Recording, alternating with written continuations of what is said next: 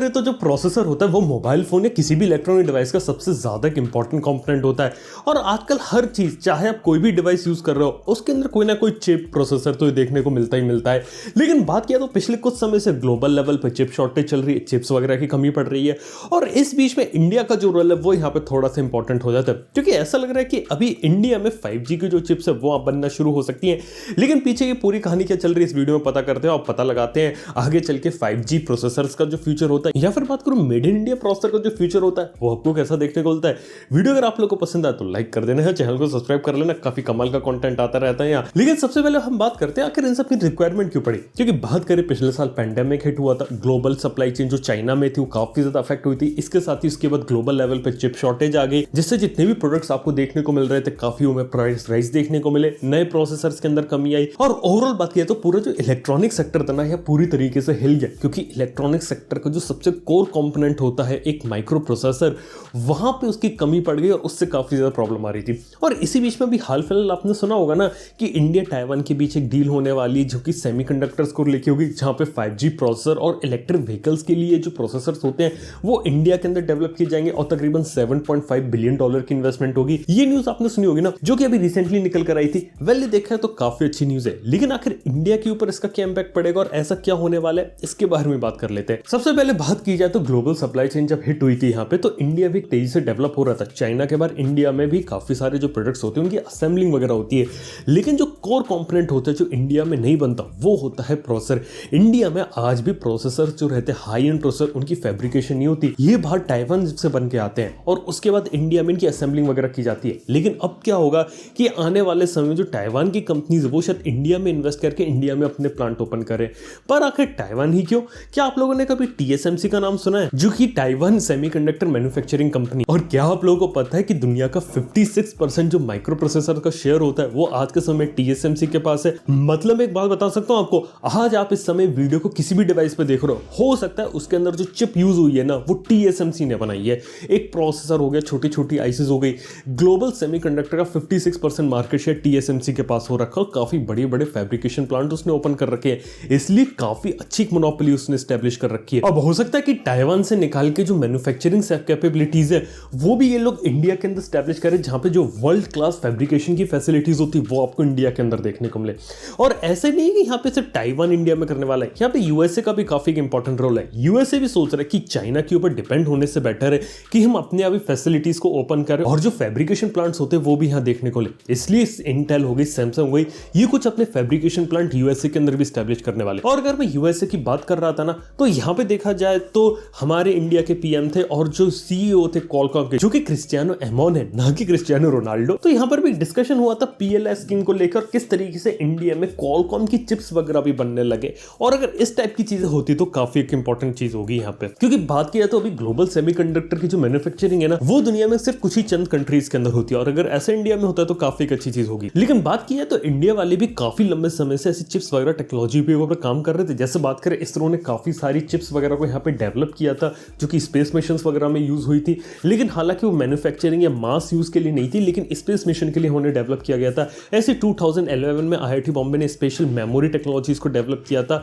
जो कि ये शोकेस करता था कि किस तरीके से मास इंप्लीमेंट किया जा सकता है इस टाइप की चीजों को। ऐसे ही आपको IIT मद्रास का शक्ति प्रोसेसर भी आपको याद होगा ना, वो भी बनाया गया था 2018 में। वो भी देखा तो बेसिकली रिसर्च पर्पस के लिए बनाया गया था और ARM के डिजाइन को काफी अच्छे तरीके से टक्कर देता था, लेकिन फिर भी उसका जो मास अडॉप्शन होता है प्रोडक्ट्स के अंदर आपको देखने को मिलना, वो चीज यहाँ पे नहीं हो पाई, कुछ सिर्फ लिमिटेड और रिसर्च पर्पस तक ये चीजें यहाँ पे रह गई थी। लेकिन फिर भी बात की जाए तो इन सबका जो फ्यूचर होता है काफी ज्यादा ब्राइट हो सकता है, क्योंकि बात किया तो सेमीकंडक्टर में आना या फिर प्रोसेसर को बना पाना इतना ज्यादा आसान नहीं होता। अगर हम बात करें साउथ कोरिया की, तो उनको यहाँ पूरे 15 साल लग गए थे जो सेमीकंडक्टर्स होते हैं मेमोरी वाले उन्हें डेवलप करने के लिए। और वहीं बात करें ताइवान की, तो ताइवान को पूरे 21 साल लग गए थे, 21 ईयर्स। उसके बाद वो अपने आप को नंबर 1 बना पाए ग्लोबल सेमीकंडक्टर्स के अंदर। और इसी के साथ ही इंडिया इतना पीछे नहीं है, यहाँ पे नैनो इलेक्ट्रॉनिक्स को लेकर यहाँ पे 2006 से रिसर्च हो रही है। 15 साल के अंदर इन्होंने नैनो इलेक्ट्रॉनिक्स के अंदर काफी अच्छे तरीके से डेवलपमेंट करी। तो देखा जाए तो इंडिया भी अच्छे तरीके से काम कर रहा है। लेकिन अब बात आती है फ्यूचर की।